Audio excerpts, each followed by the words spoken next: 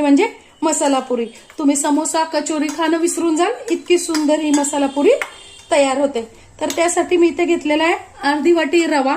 तर रव्याला काय करायचंय, गरम पाणी घेतलेलं आहे मी.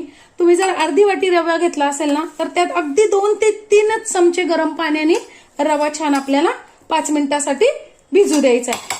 हे आपल्याला मिक्सरमध्ये छान असा जाडसर ओबडधोबड बारीक करून घ्यायचंय.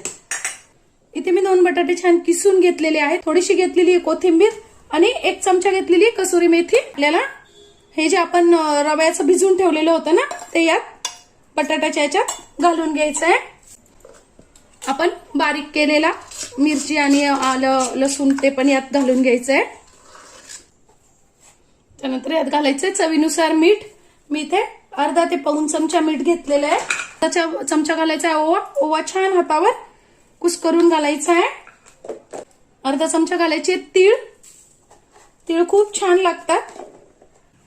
थोडीशी घालायची हळद. पाव चमचा हिंग. 1 चमचा धने जिऱ्याची पावडर.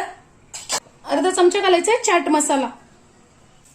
आता यात काय करायचंय आपल्याला, आपलं रोजचं जे गव्हाचं पीठ असतं ना, ते थोडं थोडं करून टाकायचंय. बघा मी इथे 2 वाट्या घेतलेल्या आहेत, पण जसं त्याच्यात बसेल तसं टाकायचंय आणि घट्ट असं आपण रोजची कणिक भिजवतो ना, तसंच आपल्याला गोळा तयार करून घ्यायचा आहे. आता पुऱ्या छान लाटून घेतल्या की मी एकीकडे लगेच तेल तापायला ठेवलंय आणि बघा गरम करून घ्यायचंय आणि पुऱ्या छान आपल्या खुसखुशीत मीडियम गॅसवर तळून घ्यायच्या आहेत. बघा किती छान पुऱ्या तयार होतात आपल्या. रोज तोच नाश्ता करून कंटाळा येतो, तर हा एकदा नक्की करून बघा पोटभरीचा नाश्ता.